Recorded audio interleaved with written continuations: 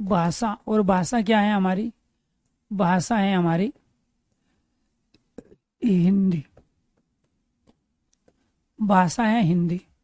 इसके बाद में फिर यहाँ पे हम करेंगे अपभ्रंश के रूप। अपभ्रंश के रूप। और अपभ्रंश के चार रूप हैं। अपभ्रंश के कितने रूप है? चार रूप। एक रूप तो है, कहाँ लिखें जी? चार रूप है, यहाँ लिख लेंगे। एक रूप तो है हमारा शोर सैनी अपभ्रंश। शोर सैनी अपभ्रंश।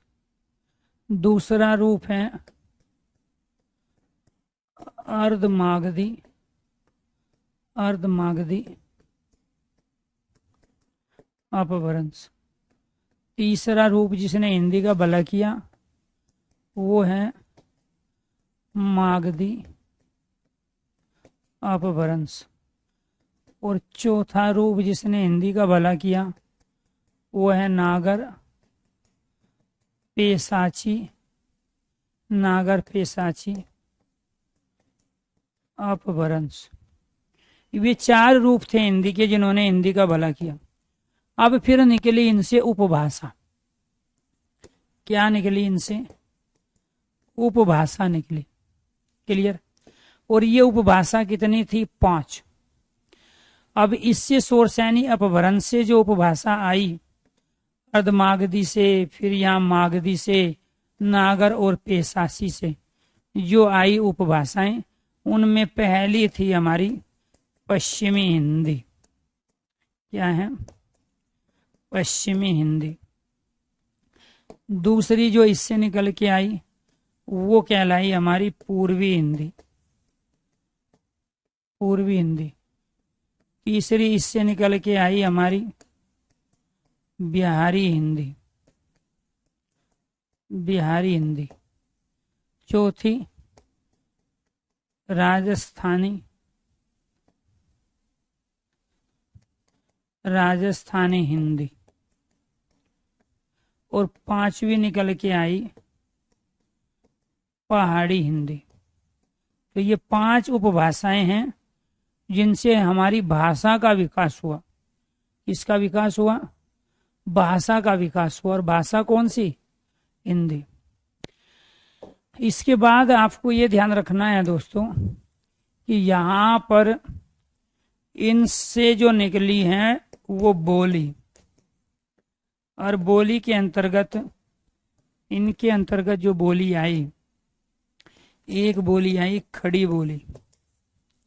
क्या आई? पहली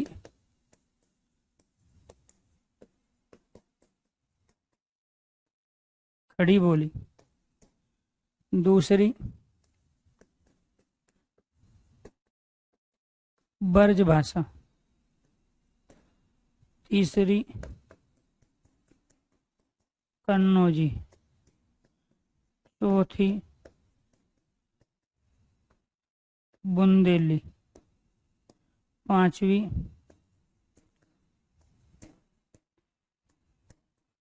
हरियाणवी। ये क्या है? हरियाणवी। इसके बाद यहां से पहली आई अवधि। दूसरी बघेली। तीसरी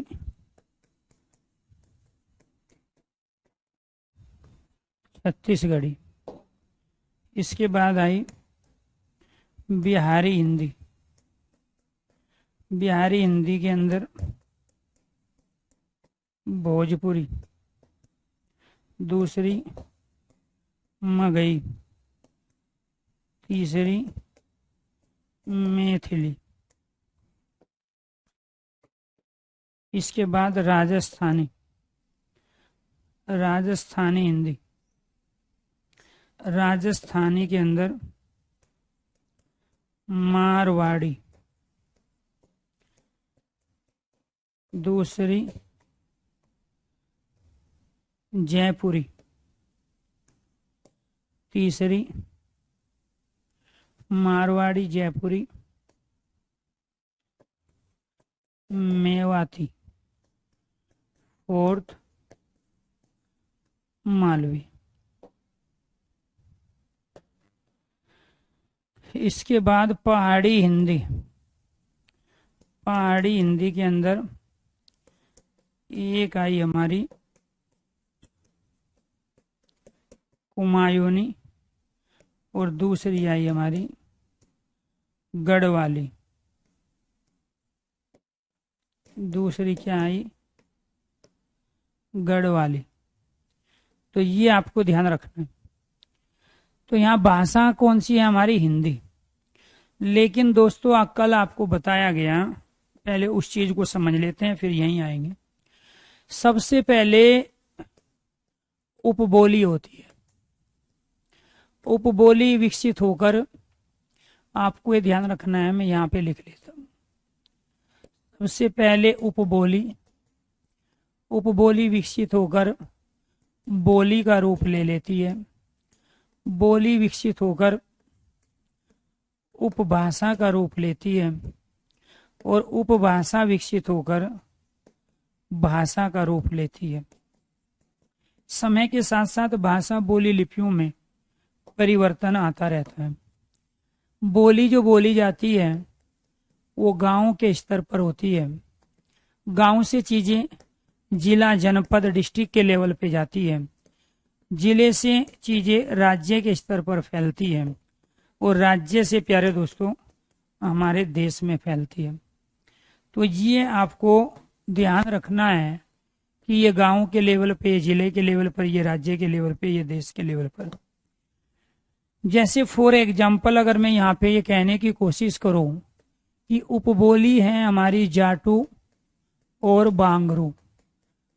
जाटू और बांगरू क्या है? हमारी उपबोली। और ये किसके अंदर आती है? हरियाणवी के अंदर आती है। और ये हरियाणवी किसके अंदर आती है? पश्चिमी हिंदी के अंतर्गत आती है। उपभाषा पश्चिमी हिंदी है और पश्चिमी हिंदी किसके अंदर आती है? हिंदी के अंदर। इससे ये साबित होता है कि उपबोली का विकसित रूप उपबोली का यानी कि यहाँ गांव देहात में प्रचलित भाषा का रूप क्या कहलाया? जाटू बांगरू उपबोली। फिर हम ये कहेंगे यहाँ उपबोली का विकसित रूप। ये प्रश्न पूछे जाएंगे, स्टेटमेंट पूछी जाएगी आपसे। फिर हम कहेंगे यहाँ पे बोली का विकसित रूप। बोली का विकसित रूप क्या कहलाया? हमारा उपभाषा। और फिर कहेंगे हम यहाँ उपभाषा का विकसित रूप। उपभाषा का विकसित रूप आपका क्या कहलाएगा? ये जो चीजें जुड़ी हुई है आपकी, ये क्या है? गांव देहात में प्रचलित भाषा का रूप आपका उपबोली है और उपबोली का विकसित रूप आपका बोली है और बोली का विकसित रूप आपका उपभाषा है। ये आपको ध्यान रखना है। तो यहाँ गांव देहात में क्या बोली जा रही है? उपबोली। उपबोली विकसित होके क्या बन गई? बोली। बोली विकसित होके क्या बन गई? उपभाषा। उपभाषा विकसित होके क्या बन गई? भाषा बन गई। इसी को दूसरे रूप में पूछा जाएगा। आपसे पूछा जाएगा कि भाषा का जो क्षेत्रीय रूप है वो क्या है? उपभाषा। उपभाषा का क्षेत्रीय रूप क्या है? बोली। और बोली का क्षेत्रीय रूप क्या है? उपबोली। अगर मैं इसको, प्यारे दोस्तों, इस रूप में लेके जाऊं, ठीक है, ये तो इस तरीके से आया था। अगर मैं यहाँ इसको लेके जाऊं